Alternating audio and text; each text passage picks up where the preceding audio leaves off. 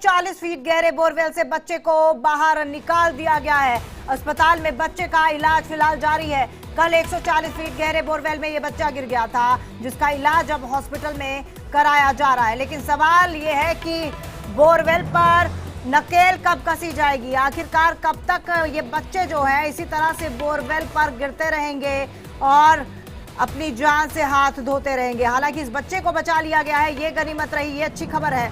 लेकिन इस बच्चे के साथ कुछ भी हो सकता था, बड़ा हादसा हो सकता था। 10 साल का ये बच्चा था जो जिंदगी और मौत के बीच में जूझ रहा था पिछले कई घंटों से। हालांकि सफलतापूर्वक रेस्क्यू कर दिया गया है।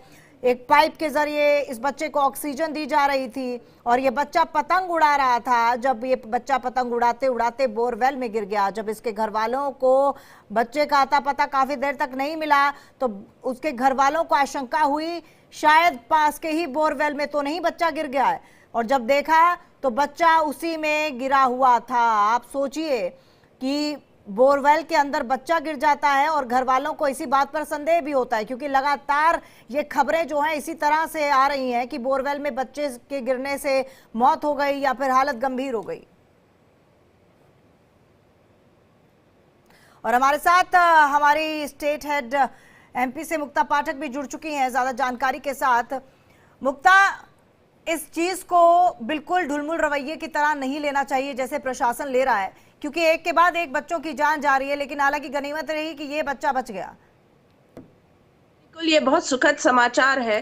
काफी मशक्कत के बाद जो है कल ये शाम की घटना है, और जैसा अभी आपने बताया कि कई देर तक माँ बाप जो है उसको ढूंढते रहे, तब पता चला कि वो बोरवेल में गिर गया है। और जिस तरह से प्रशासन ने पूरी मुस्तैदी से जो है बगल में एक और बोरवेल जो है उसको डिग किया, उसके बाद जो है हाथ से अंदर टनल बनाया और बच्चे को बाहर लाए, क्योंकि बच्चे की केवल गर्दन जो है वो बाहर थी, बाकी पानी में डूबा हुआ था।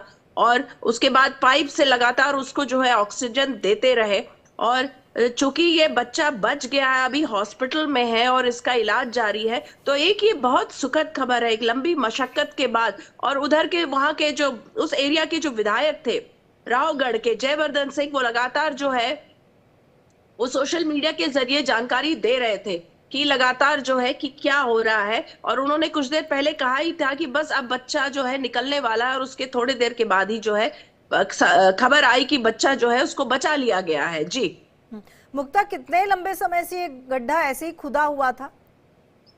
जी, ये जो जिस परिवार का ये बच्चा है उसी के घर का ये बोरवेल था, उन्हीं का बोरवेल था जिसमें वो पतंग उड़ाते उड़ाते गिर गया था। तो अब बोरवेल जो उनके घर का था, कभी परिवार वालों ने इसकी भरपाई क्यों नहीं करवाई, या फिर प्रशासन की तरफ से, संबंधित विभाग की तरफ से इसका संज्ञान क्यों नहीं लिया गया? बिल्कुल, बहुत वाजिब सवाल है। अब इस हादसे के बाद जो है मुझे ऐसा लगता है कि ये सारे जो प्रश्न हैं इनके उत्तर हो मिलने चाहिए, क्योंकि लगातार हम इस तरह की जो घटनाएं हैं बार बार देखते हैं, चाहे वो मध्य प्रदेश की बात करें या अन्य राज्यों की बात करें, लगातार इस तरह की घटना सामने आती है कि बच्चे जो है खेलते खेलते बोरवेल में गिर जाते हैं, और उसके बाद जो है इतनी कड़ी मशक्कत करनी पड़ती है उसको निकालने के लिए। कई बार तो बच्चों की डेथ भी हो जाती, जो कि बहुत दुखद होता है। लेकिन हाँ, यहाँ पे जो है बच्चा जो है बचा लिया गया है। जी बिल्कुल मुक्ता, बने रहिएगा हमारे साथ, क्योंकि अब दर्शकों को यह भी बताना जरूरी है कि बोरवेल हादसों पर सुप्रीम कोर्ट की क्या कुछ गाइडलाइंस हैं। सुप्रीम कोर्ट ने 6 अगस्त 2010 में एक आदेश पारित किया था। बोरवेल की खुदाई कराने के पहले अपने एरिया के संबंधित अधिकारी को लिखित सूचना दें। खुदाई करने वाले ठेकेदार या संस्था का रजिस्ट्रेशन जिला प्रशासन कार्यालय में होना चाहिए। बोरवेल की खुदाई वाले स्थान पर साइन बोर्ड लगाया जाना चाहिए, जिस पर मालिक, एजेंसी या ठेकेदार का पूरा पता और विवरण दर्ज हो। आसपास कंटीले तारों की फेसिंग या अन्य प्रॉपर व्यवस्था हो। बोरवेल बनने के बाद उसके केसिंग पाइप के चारों तरफ सीमेंट या कंक्रीट का प्लेटफॉर्म बनाया जाए। इसकी ऊंचाई 0.30 मीटर होनी चाहिए और प्लेटफॉर्म जमीन से 0.30 मीटर गहराई तक बनाना होगा। तो ये तमाम गाइडलाइंस हैं जो सुप्रीम कोर्ट की तरफ से जारी की गई थी बोरवेल हादसों को देखते हुए।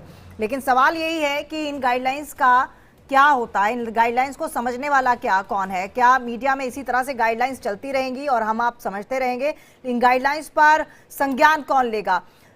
मुक्ता, यही सवाल मेरा आपसे भी है कि गाइडलाइन सुप्रीम कोर्ट की तरफ से जो है उनमें एक एक पॉइंटर अगर आप देखें तो उस पॉइंटर को अगर संज्ञान में लिया होता, प्रशासन ने सतर्कता दिखाई होती और ये तमाम चीजें की होती, तो शायद कोई बच्चा भी बोरवेल में ना गिर पाता।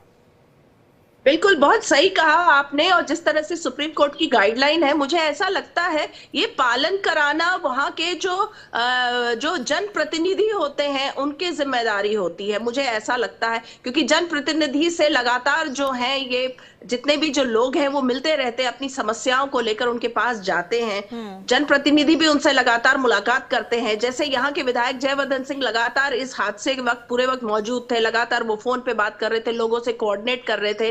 जब दो जेसीबी से काम नहीं हुआ तो 2 और मंगाई गई, 4। तो ऐसे में मुझे लगता है इन लोगों को भी एक अवेयरनेस क्रिएट करना चाहिए, इन लोगों के अपने जो जितने लोग हैं लोगों के बीच में, कि अगर आपने बोरिंग की है तो उसके साथ साथ आपको क्या गाइडलाइंस फॉलो करना चाहिए, ताकि ये हादसे, इस तरह के हादसे जो हैं इनमें रुकावट ये रुके।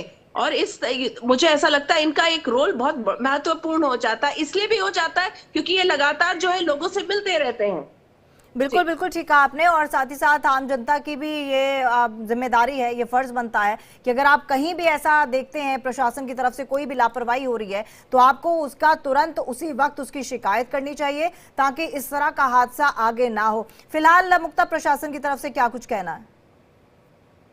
जी, इस वक्त तो सबका ध्यान जो है बच्चे की इलाज कराने में लगा हुआ है। उसको जो है जिला चिकित्सालय में ले गया गया है, क्योंकि एक सबके लिए ये राहत भरी खबर थी कि बच्चा जो था वो जिंदा बच गया। क्योंकि जिस तरह से उसको पाइप के थ्रू लगातार ऑक्सीजन दिया जा रहा था, लेकिन जो है थोड़ी सी और थोड़ा लेट होता तो कुछ भी हो सकता था, क्योंकि उसकी बस गर्दन ऊपर थी, बाकी वो नीचे था। हालांकि उसको पाइप से ऑक्सीजन दिया जा रहा था। इस वक्त तो सबके जहन में बस इतना ही है कि बच्चा जो है वो सेफ है, बच गया है, और उसको जो है जिला चिकित्सालय अभी तो ले